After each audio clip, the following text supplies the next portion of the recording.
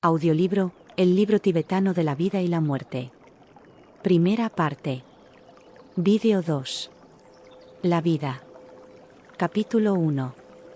En el espejo de la muerte. La muerte del Lama Seten fue para mí otra sólida enseñanza. Este lama había sido el tutor de la esposa espiritual de mi maestro, Khandro Sering Chodron, que en la actualidad todavía vive. Son muchos quienes la consideran la más destacada practicante de Tíbet, una maestra oculta que, en mi opinión, personifica la devoción y enseña mediante la sencillez de su presencia amorosa. Lama Seten era un personaje enormemente humano, como un abuelo de todos. Tenía más de 60 años, era alto, de cabellos grises, e irradiaba una bondad espontánea.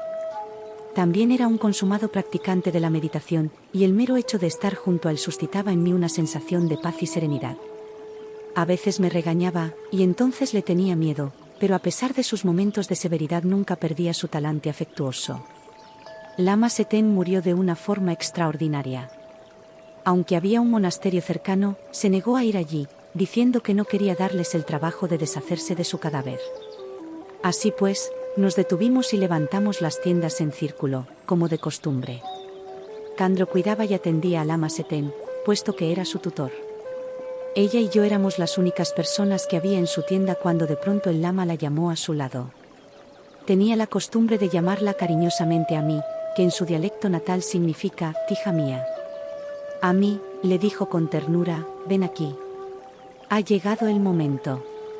No tengo más consejos que darte. Estás bien como estás, estoy contento de ti. Sirve a tu maestro tal como has venido haciéndolo». Ella se giró de inmediato para salir corriendo de la tienda, pero él la cogió por la manga. «¿A dónde vas?», le preguntó. «Voy a llamar a Rinpoche», respondió ella. «No lo molestes, no hay necesidad», sonrió el lama. «Con el maestro no existe la distancia». Dicho eso, alzó la mirada hacia el cielo y falleció. Khandro liberó la manga y salió a toda prisa para avisar a mi maestro. Yo permanecí sentado en la tienda, incapaz de moverme. Me asombraba que una persona que estaba contemplando la muerte cara a cara pudiera mostrar tal confianza. Lama Seten habría podido tener junto a él a su lama en persona para que lo ayudara, algo que cualquier otro hubiera deseado ardientemente, pero no lo necesitaba. Ahora sé por qué, ya tenía la presencia del maestro en su interior. Jamyang Silentse estaba siempre con él, en su mente y en su corazón, nunca, en ningún momento, notaba una separación. Khandro fue a buscar a Jamyang Silentse. Nunca olvidaré cómo él se agachó para entrar en la tienda. Dirigió una mirada al rostro del Lama Seten y luego, contemplando fijamente sus ojos, empezó a reírse entre dientes. Siempre solía llamarlo Lajen, viejo lama, en señal de afecto. Mi maestro advirtió al instante, ahora lo comprendo, que Lama Seten estaba practicando una meditación especial en la que el practicante funde la naturaleza de su mente con el espacio de la verdad. Ya sabes, Lajen, que cuando se hace esta práctica pueden surgir obstáculos sutiles. Vamos. Yo te guiaré.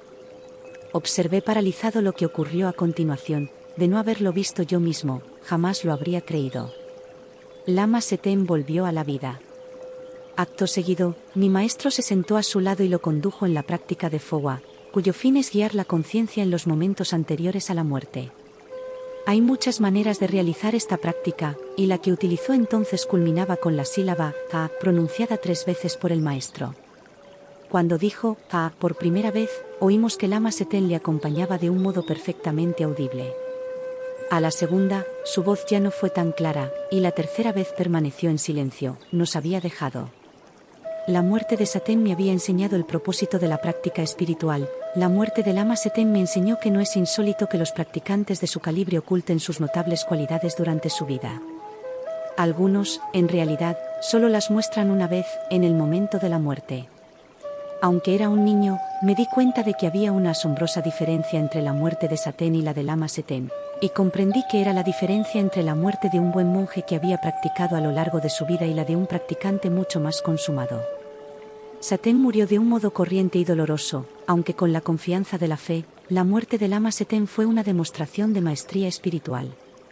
Poco después del entierro de Lama Seten nos trasladamos al monasterio de Yamdrok. como de costumbre, me acosté en la habitación de mi maestro, y recuerdo que estuve contemplando las sombras producidas por los candiles de manteca que se agitaban en la pared. Mientras todos los demás dormían tranquilamente, yo permanecí despierto y me pasé la noche llorando. Aquella noche comprendí que la muerte es real, y que yo también tendría que morir. Mientras yacía allí tendido, pensando en la muerte en general y en mi propia muerte, por entre toda mi tristeza fue emergiendo una profunda sensación de aceptación, y con ella la resolución de dedicar mi vida a la práctica espiritual. Así pues, empecé a afrontar la muerte y sus implicaciones a una edad muy temprana.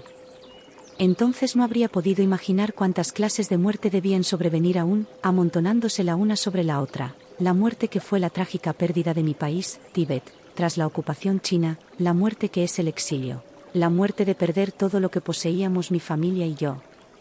Mi familia, la Kharsan, se había contado entre las más ricas de Tíbet. Desde el siglo XIV era conocida como uno de los más importantes benefactores del budismo, que sostenía la enseñanza de Buda y ayudaba a los grandes maestros en su tarea. Pero la muerte más desoladora aún estaba por venir, la de mi maestro Jamyang Khyentse.